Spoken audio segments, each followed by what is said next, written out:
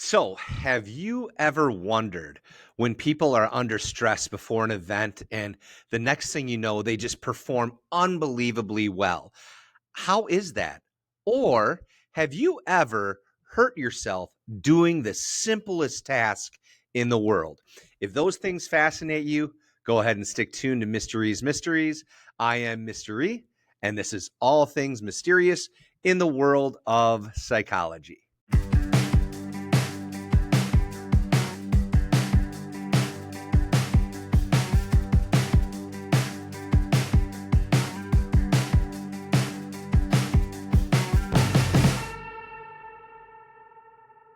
So today we're going to talk about something called Yerkes-Dodson. I know, weird. It sounds like a car dealership, right?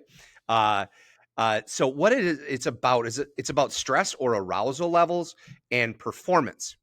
And what Yerkes-Dodson says is that when you are performing a task, the optimal level of arousal that you are going to need is going to vary depending on the difficulty of the task.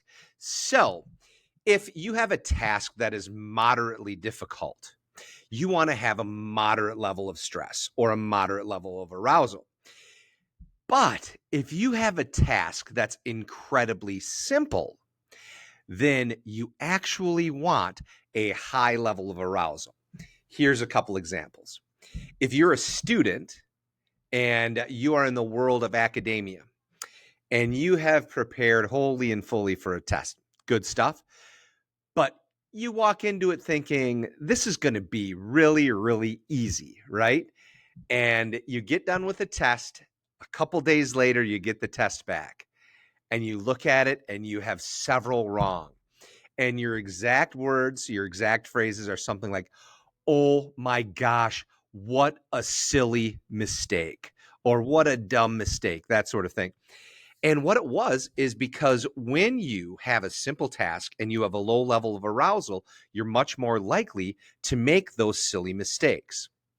Now, if we get a little bit more serious about it and we look at something like somebody who it works with tools all the time and they have mastered the use of tools, let's say chainsaws, things that are sharp, that sort of stuff. And they have these tasks that they're mundane to them because they've done them so often. And all of a sudden, their arousal levels dip way down.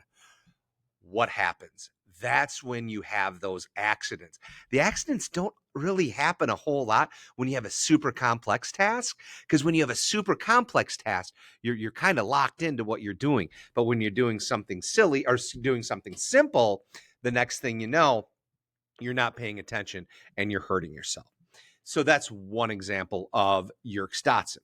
Okay. So what you ultimately want with a simple task is you want a really, really high level of arousal. Okay.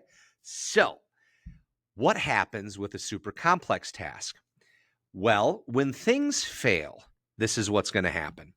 Again, if you are in the academic world and you have a test coming up, and this test is brutal. Okay. So I'm thinking back to my college days. This is a shout out to Wendy Stevens. I want to thank you for those histology tests that stressed me to the brink, right? Um, but what happens? You have a super difficult test and you're not really totally prepared for it. So you walk in and your stress levels are off the charts, right?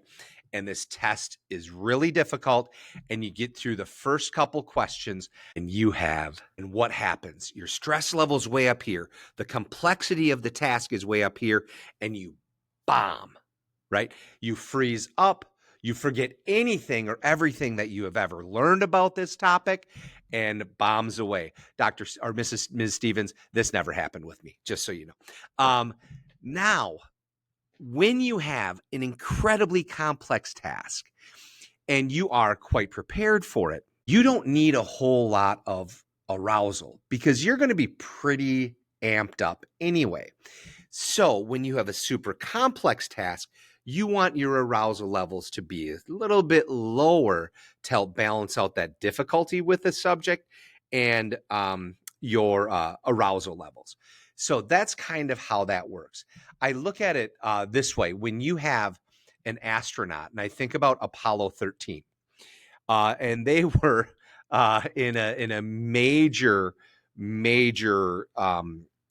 threatening situation where they had to do these incredibly complex situations, these complex tasks to get back home. And their arousal levels couldn't be so high that they would freak out. So they had to keep those arousal levels down a little bit to be able to complete the task of fixing their spacecraft and getting back to the United States unscathed. So ideally, with Yerkes-Dodson, if it's a super complex task, you want a relatively low level of arousal. Finally, to finish up this topic, this conversation, ultimately what you want is you want moderate difficulty and a moderate level of arousal. So when you have a very, very complex task, you want to be well prepared for it. Okay. Being well prepared for it is studying, being ready for anything that could go wrong, being ready for any questions on the test that occur, that sort of stuff, so that anything that comes your way, you're prepared for it.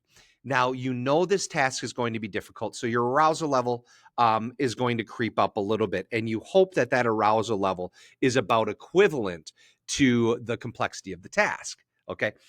So ideally, when you're working, you want a moderate level of arousal with that moderate level of complexity, which is super, super helpful, and it maximizes your performance.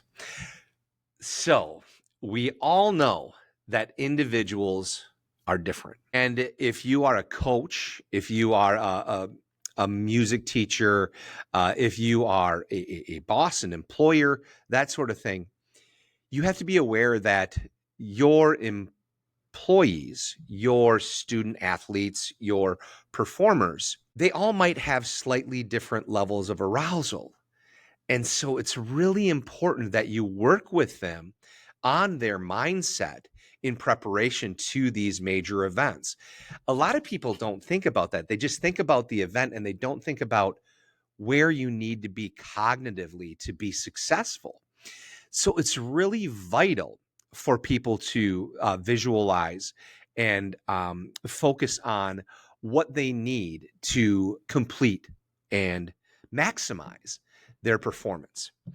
On a personal note, this is kind of the part where I look back on my life. I had never learned about Yerkes-Dodson before, but I realized that my high school basketball team, we all had different levels of arousal that we needed to experience to perform at our best. So pregame, there would be some players getting super amped up with music. They would be yelling. They would be screaming. A shout out to my basketball team. We called it Majestic Interlude.